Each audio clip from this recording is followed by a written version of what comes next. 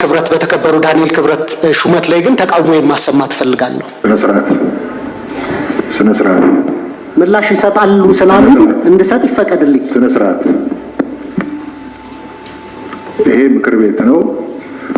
የተከበሩ እርሶም ሐሳቦትን አንጸባርቀዋል።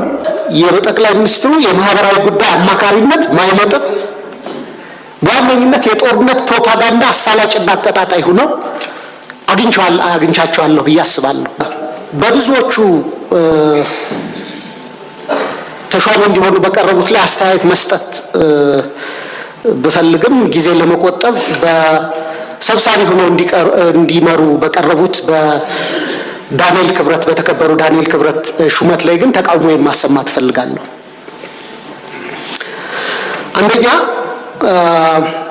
የተከበሩ አቶ ዳንኤል ክብረት የሃይማኖት መምህር ሆነው ረጅም ጊዜ የምናውቃቸው ናቸው። ለአንዳንዶቻችን በወጣትነት ጊዜያችን ጽሁፋቸውን እያነበብን የተማርንባቸው እንዳሪያ የምንቆጥራቸው የነበሩ ሰው ናቸው። ቅርብ ጊዜ የመንግስት ተሿሚ ከሆኑ በኋላ ግን እያደረጉት ያለው እንቅስቃሴ ላሉበት የጠቅላይ ሚኒስትሩ የማህበራዊ ጉዳይ አማካሪነት ማይመጥጥ በዋነኝነት የጦርነት ፕሮፓጋንዳ አሳላጭና አቀጣጣይ ሆነው አግኝቻቸዋለሁ ብዬ አስባለሁ። በዚህ በጣም አዝናለሁ። ይህ ጉዳይ ባይዘወይ የኔ ጀጅመንት ብቻ ሳይሆን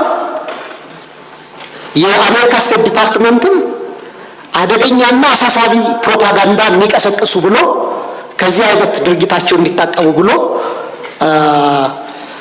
መግለጫ ያወጣባቸው ናቸው። እሱ ብቻ አይደለም። በሰሜኑ ጦርነት ወቅት ሁላችንም የነበርንበት አሰላለፍ ይታወቃል። በዛ ወቅት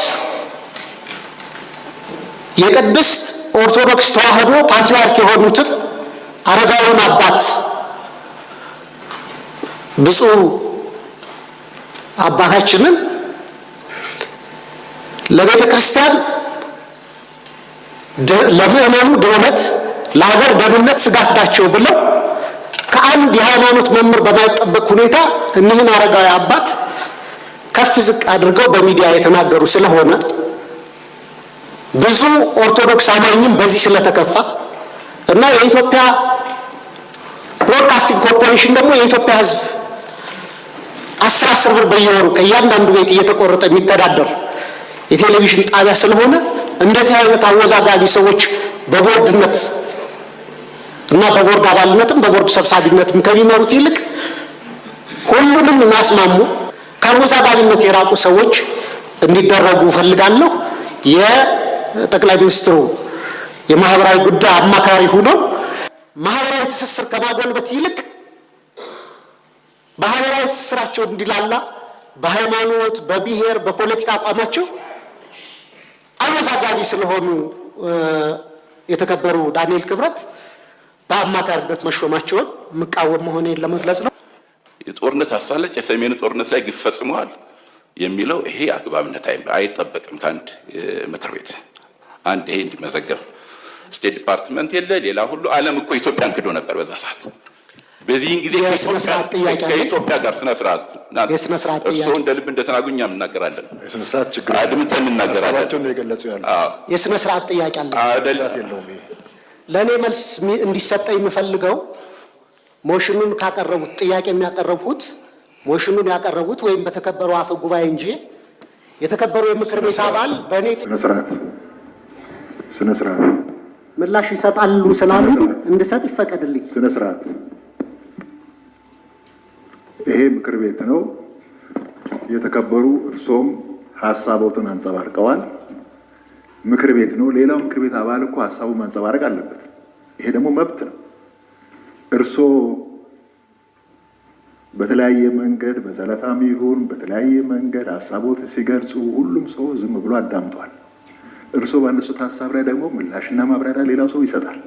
አፈ ጉባኤው ብቻ አይደለም የሚሰጠው፣ መንግስት ተጠሪ ብቻ አይደለም የሚሰጠው። እያንዳንዱ የምክር ቤት አባል የራሱ መብት አለው። አቋም የመያዝ መብት አለው። ሐሳብ የመስጠት መብት አለው። ስለዚህ እርሶም ከስሜትም ነፃ የሆኑ ይረጋጉ። በእርጋታ ነው ሀገር የሚመራው። ሳይረጋጉ ማይክሮፎን መክፈት አይቻልም። ደንቡን ማንበብ ነው። የምክር ቤት አባል እኮ ይሄን የምክር ቤቱን ደንብ ማወቅ አለበት።